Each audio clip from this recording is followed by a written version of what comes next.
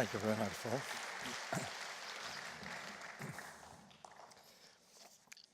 Thank you very much, Paul, and good afternoon, everybody. Before I start, can I ask if any of you have been overseas in the last 2 or 3 years? Oh, a much-travelled audience. Everyone's been overseas. I wonder if you can remember what you said when you got home. Yes, best country in the world. Why would anyone want to live anywhere else, etc., etc. We all say that, don't we? We don't always acknowledge that that's exactly what Belgians say when they get home from a trip overseas. That's what Nicaraguans say, and Danes and Canadians. Even New Zealanders say that when they get home. And of course, there are millions of Syrians who are yearning to get home, in spite of the pictures we've seen on our television screens of the piles of rubble that are likely to greet them. But the pull of the homeland is, of course, very strong.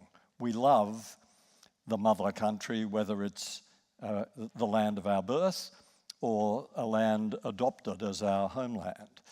And I'm sure all of you, like I, are patriots. We love this place. We're proud of Australia. And there are many reasons why we should be proud of Australia.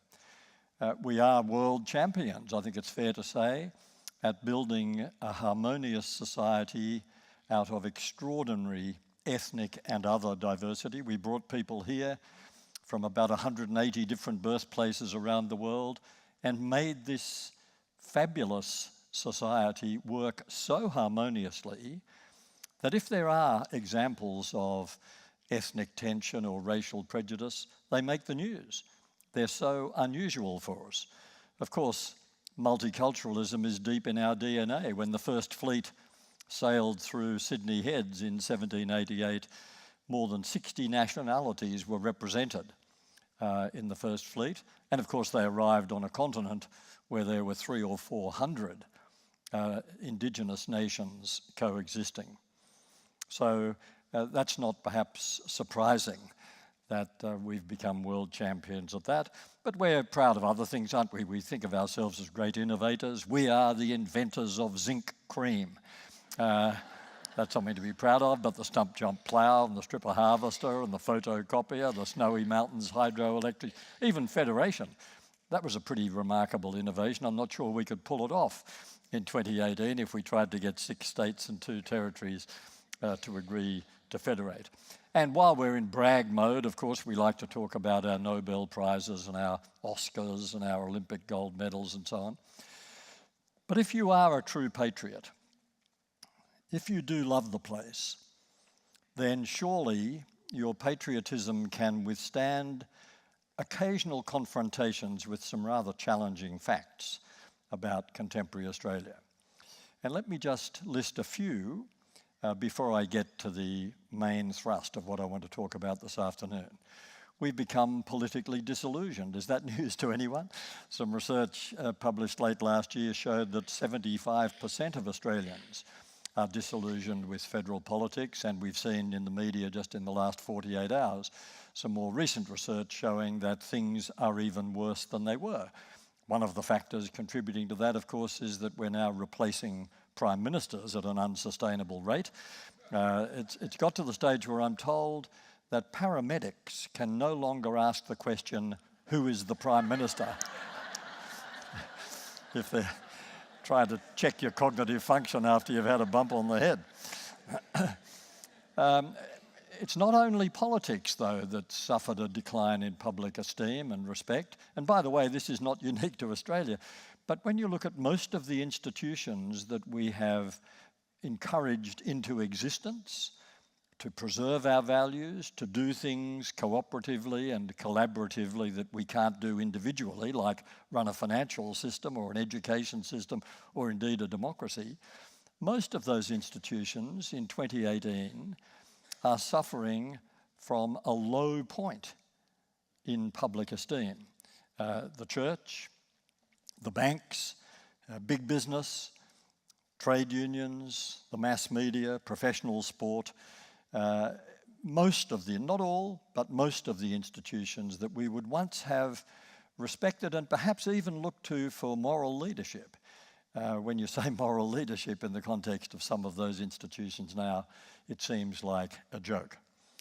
Well, there are other things we have to acknowledge about ourselves. 2 million of us are either underemployed or unemployed. Our unemployment figures are a joke. If any of you know how they're calculated, you know that you count as employed in Australia because both sides of politics agreed that this would be the measure. If you have at least 1 hour of paid work per fortnight, you count as employed. So treat unemployment statistics with a certain amount of scepticism. About 2 million of us either have no work or much less work than we want. We'd better acknowledge that we're an overweight society. It's always been nice, hasn't it, to think about America, the overweight society sitting there above us on the World Obesity League table. Well, it's my melancholy duty to inform you that we are about to overtake America as the fattest nation on earth. That says something a bit unattractive about us. Equally, perhaps even more unattractive, in the only bit of international research ever published on this subject, and it's dodgy in the sense that different countries collect these statistics in different ways, but nevertheless, in the only global survey of rates of sexual assault around the world, Australia is the worst. And not just the worst by a thin margin, but the worst by a mile. There's something for us to reflect on. We're living with our highest ever level of household debt. Many of us feel that acutely. 3 million Australians are currently living in poverty. We've had 26 years of uninterrupted economic growth, and 3 million Australians are living in poverty, including 800,000 kids. UNICEF told us last year that 16% of dependent kids in Australia lack, just focus on this for a moment, 2018, after 26 years of uninterrupted economic growth, 16% of dependent kids in our country lack reliable access to nutritious food. How did that happen? How come we haven't closed the gender gap yet? How come our education standards in primary and secondary schools have been in steady decline? How come young Australians are finding it so hard to buy into the housing market? And what a weirdly distorted market that is. Created to encourage investment, therefore to drive prices up, therefore to discourage particularly young families from buying into the housing market. Yet, on census night in 2016, so that means more or less on any night of the year, roughly 1 million Australian dwellings stand empty. That's 11% of our housing stock unoccupied. Meanwhile, well over 100,000 Australians don't have anywhere to call home tonight. And of course, we're constantly being told, because it's true, that we're living with a widening income inequality gap. Well, I don't mean to depress you, and I'm not here to try and draw up a ledger of how we're terrific and how we're not. But what I want to do is draw your attention to what I think are the two most significant things we need to confront about contemporary Australia. All those things are worthy of our attention, aren't they? But think about these two central facts. We are, and by the way, we could be having this same conversation in most of the Western democracies that we would compare ourselves with. Fact number one, we're experiencing a mental health crisis, and the primary manifestation of that is our epidemic of anxiety. Beyond Blue tells us that last year alone, there were 2 million Australians suffering from an anxiety disorder, about another 2 million suffering from depression, and about another million some other forms of mental illness. Beyond Blue estimate about 40% of us can expect to experience a mental health crisis or a mental illness of some kind at some point in our lives, and in most cases that will be anxiety. So think of that as the first fact, epidemic of anxiety, symptom of mental health crisis. Fact number two, we are a more fragmented society, more socially fragmented society than we've ever been. And that sounds like a big call. And yet I think I could ask, any of you, the youngest or the oldest in the room, to stand up and say, how did this happen? What are the symptoms of our increased social fragmentation? And you would know, because we're all living through this process of social fragmentation. But let me just, for a few minutes, run through what I think are the 5 or 6 critical factors that account for social fragmentation on an unprecedented scale in Australia. Our households are shrinking. They've been shrinking, by the way, gradually for 100 years, but the rate of shrinkage has accelerated in the last 30. But in the last 100 years, our population has increased 5-fold. The number of dwellings in Australia has increased 10-fold. So we're growing households at twice the rate that we're growing the population, which means the households are getting smaller. The average Australian household now contains just 2.5 people. If you put single-person and 2-person households together, you account for 52% of all Australian households. The fastest growing household type in Australia, as around the Western world, is the single-person household. Already 1 household in 4 contains just 1 person. And the Australian Bureau of Statistics is projecting within the next 10 to 15 years, that'll be 1 household in 3. A society in which every 3rd or 4th household contains just 1 person is a society at serious risk of greater social fragmentation. It doesn't mean that all those people who are living alone are experiencing social isolation. Some of them love living alone and see it as a symbol of their freedom and independence. They love getting out and socialising and mixing with colleagues at work, etc. They get home, shut the door and punch the air and say, wonderful, I'm on my own. I can whistle out of tune, I can watch daytime television, I can eat baked beans out of a can. No one's going to criticise me. This is my pad. But not everyone who lives alone feels like that. Many people who live alone have been pitchforked into being solo householders through divorce or bereavement or some change in their circumstances, and they don't like it. And they struggle every day with feelings of loneliness, social isolation, which often morphs into feelings of social exclusion. So there's one factor. What about the rate of divorce and other relationship breakdown? Between 35 and 40% of contemporary marriages are ending in divorce. And that's a hugely disruptive thing for any society, of course, a fragmenting thing, not just for the couples, where a 2-person household becomes 2 single-person households, at least for a while, but also for their families, their extended families, their friendship circles, the neighbourhood that they were part of. Everybody who knows them is in some way affected by that split. And of course, if kids are involved, that disruption is even greater, explaining why there are now 1 million dependent children in Australia living with just one of their natural parents. And while I'm talking about kids, I'll mention another factor that you might not think belongs in this list, but our falling birth rate. We're down to 1.7 babies per woman, way below replacement, which is 2.1 babies per woman. We are currently producing, relative to total population, the smallest generation of children Australia has ever produced. Now, why do I mention that? Well, any of you who are parents will know that if you move into a new neighbourhood, it's usually the kids who get to know each other first on the school bus or in the playground or on the soccer field or wherever it is, and gradually the families get to know each other through the kids are like a social lubricant. Well, when children are in shorter supply than ever in our history, that social lubricant is also in shorter supply. And that has an impact on the life of local neighbourhoods and communities. We try to compensate, of course, as you watch the Australian birth rate falling. By the way, we still have a long way to go. The birth rate in Britain is 1.4. In Spain, it's 1.1 babies per woman. So we're still high compared with some of those other countries. But while the birth rate falls, notice that the rate of pet ownership is rising. And dogs in particular are obviously being acquired as child substitutes. You know that from the names they're given. I recently met a dog called Ian. And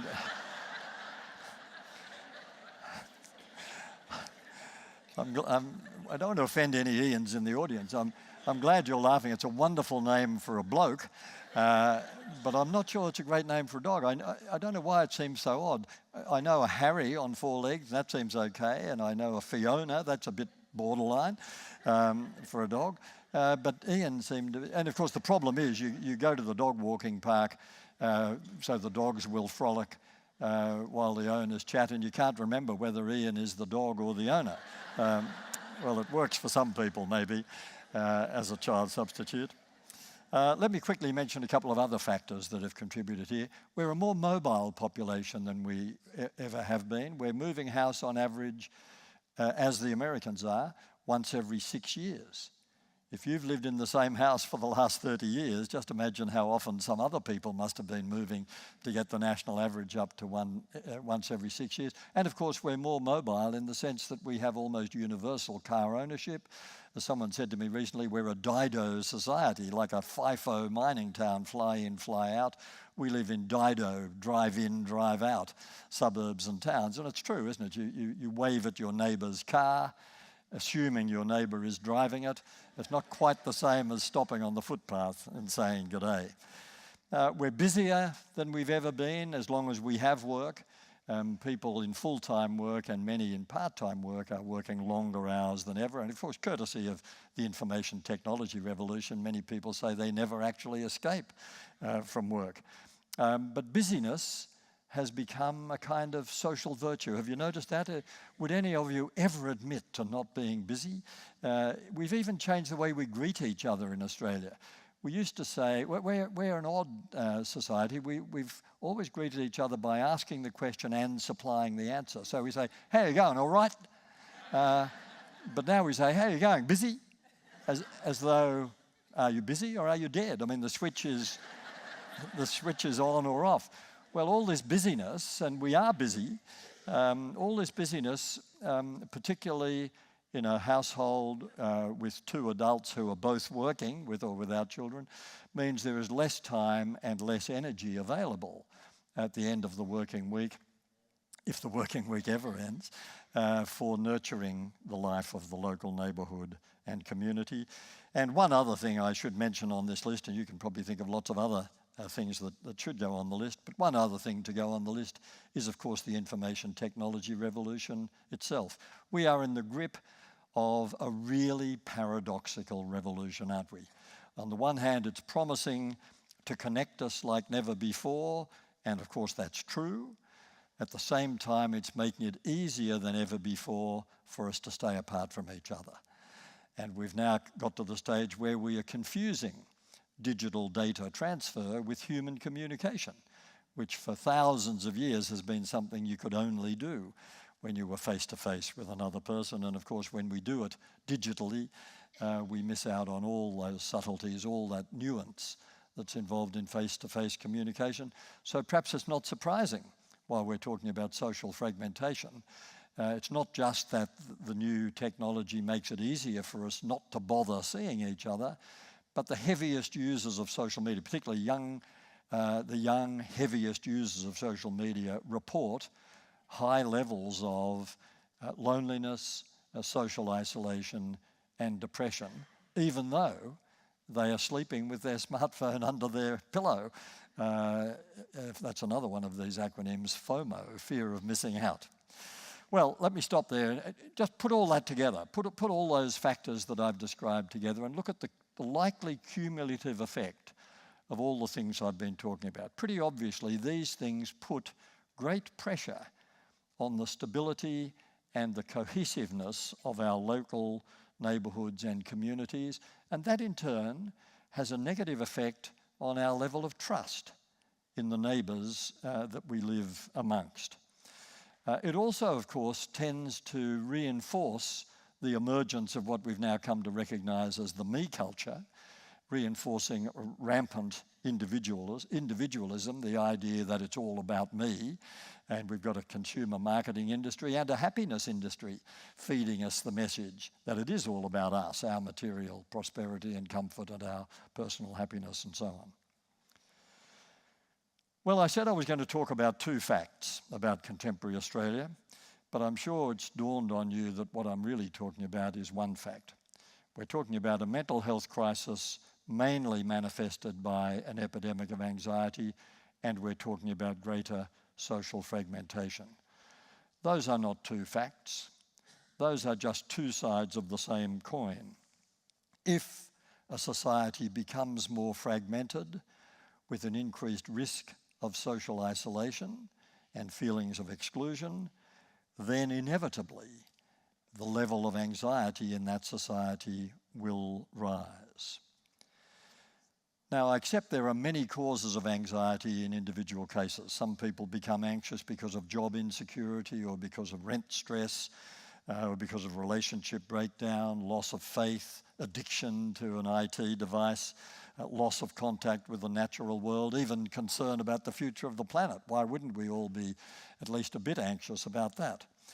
But when you're looking at an epidemic, you have to look beyond the causes in individual cases and say, what's happening to our society that's causing this on such a large scale? And that's where it seems to me social fragmentation is the chief culprit. Why do I say that? Well, isn't it obvious? Just look at us. We are social beings. We love getting together. We're natural congregators. We're communitarians at heart. We need each other. It often seems as though, and psychologists get very caught up in this, it often seems as though the most interesting thing about us is the differences between us. But actually the most significant thing about us is our common humanity, what we share, the fact that we are part of herds, groups, communities, tribes that we need to nurture and sustain us. We are hopeless in isolation. A human, like most other species on the planet, by the way, we don't have this on our own. A human in isolation is not going to survive easily or well. One way or another, we need each other in material ways, in emotional ways, in social ways, in psychological ways. And it's not just that communities nurture us and give us a sense of belonging and a sense of safety and so on. They also, of course, shape our personal identity. There's a lot of nonsense talked about personal identity, as though this is something you could arrive at by gazing in the mirror or gazing at your navel or rushing off on a weekend retreat to find yourself. Never spend any money on a weekend retreat to find yourself, because that's not where you are. You don't find yourself in isolation. If you want to know who you are, don't look into the mirror. Look into the faces of the people who love you. Look into the faces of the people you work with. Look into the faces of your neighbours. Look into the faces of people who'll put up with you. That's who you are. The whole idea of our identity depends on a social construct. One of my psychological heroes, the American psychotherapist Carl Rogers, towards the end of his working life said, when any of his patients came to a full understanding of who they were, it was always to realise that they belonged somewhere, that they were part of a network, whether it was a family or a neighbourhood or a workplace or whatever it might be. So when we feel cut off from the herd, the price we pay emotionally and in terms of our mental health is very high. Why in our criminal justice system do we have solitary confinement as the worst punishment we can inflict on a prisoner? Answer, because it is the worst punishment we can inflict on a prisoner or on any of us.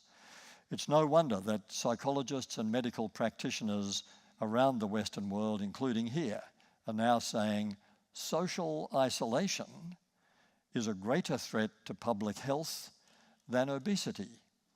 And we know what a threat to public health obesity is. It's no wonder that the past president of the Australian Psychological Society, Professor Mike Kyrgios, said that our greatest challenge as a society is preserving social cohesion. Now, before I go on, let's just pause for a moment. I hope you find this stuff interesting. I hope, I'm a social researcher, so I'm riveted by all this sort of analysis of what's happening to us. But I hope it's more than interesting. I think it's important for us to acknowledge that we are not mere bystanders at all these changes that are reshaping Australian society. We're doing them. We're living differently. We're the ones who've become addicted to our smartphones. We're the ones who are shrinking our households, driving the divorce rate up and the birth rate down. We're the ones who are gripped by this idea of busyness and so on. That's what we're doing it. It's not someone else over there. We are members of this society, and social fragmentation is the result of how we have chosen to live differently. Therefore, the resulting epidemic of anxiety and associated epidemics of depression and other forms of mental illness are our responsibility. We can't just stand on the sidelines and say, isn't that really fascinating about how social fragmentation increases people's level of anxiety? Hang on, we're the ones fragmenting the society. The epidemic of anxiety is an epidemic for which we have to accept some personal responsibility. The tragedy, I think, of contemporary Australian society is that too many of us are not living as if we understand that our health, especially our mental health, depends upon the health of the neighbourhoods and communities that we belong to. Now, there's never one answer. If you're going to take this seriously, if you're going to say, okay, what can we do? There's never one answer to what we can do. And various people have various strategies. Some people get swept up in retail therapy in the hope that that'll get their anxiety level down. Some people go on a nostalgia kick. I saw an advertisement for a Ford Mustang recently which said, ultra-contemporary retro styling. I thought that captured it pretty well. Some people get obsessed about the need for control. That leads to fundamentalism, for example, in religion and other aspects of life.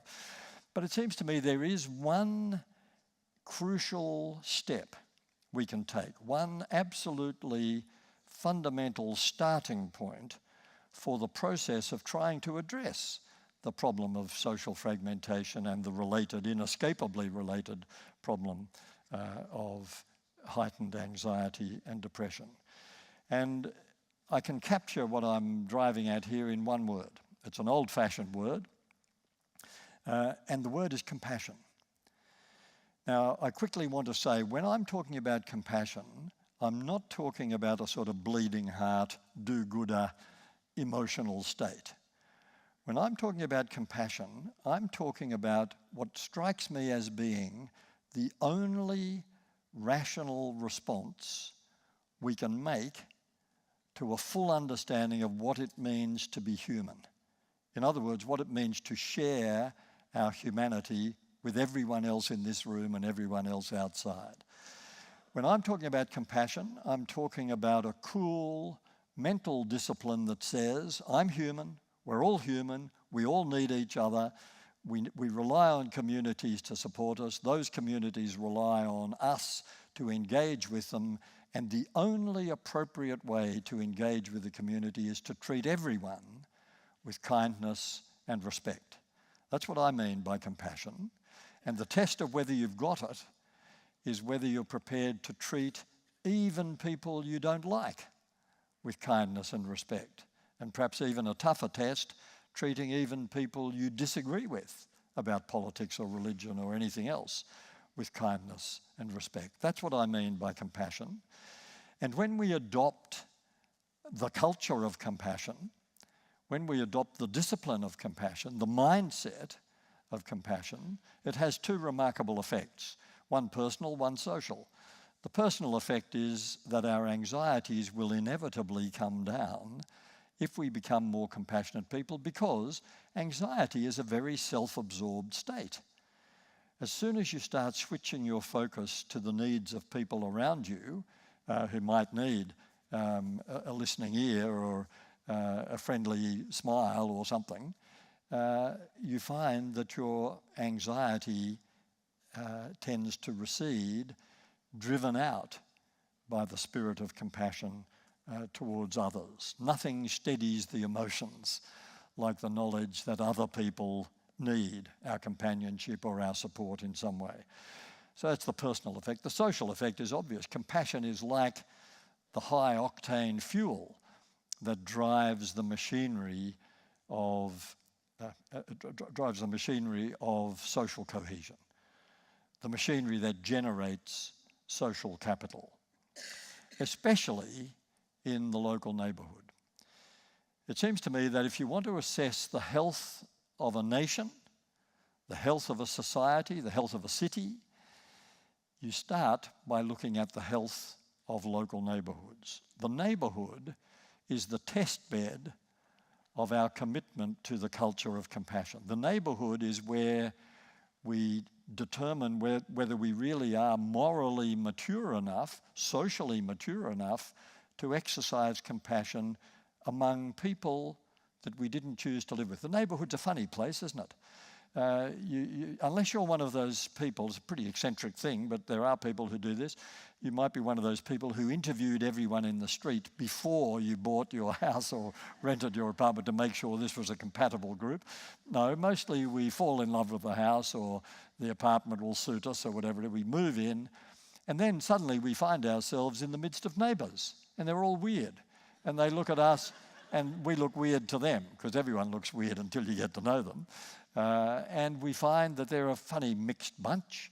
Some of them we have some immediate sense of affinity with. Some of them we seem very strange indeed. Different religion, different politics, different taste in music, and different idea of how loudly it should be played, different approaches to child rearing, all that sort of stuff. But here's the odd thing, they are neighbours.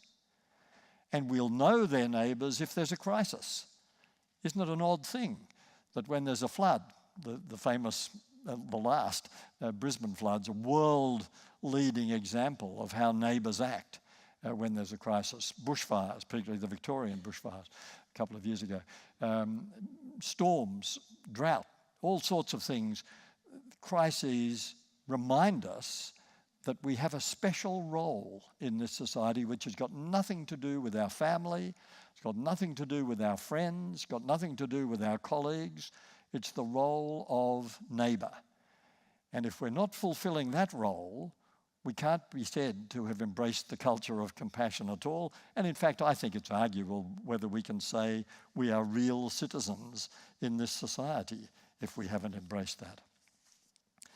Now, let me conclude by telling you a little story about a town in the UK. This is about a 5-year process I'm going to describe, and it's been the subject of some very intense research. But the starting point for this project was a GP in the township of Froome in Somerset, the county of Somerset in the UK. If you want to Google this later, Froome, by the way, is spelled F-R-O-M-E, pronounced Froome. And this GP, back in 2013, noticed the very thing that I've been describing this afternoon. She noticed the link in many of her patients between heightened anxiety and social isolation.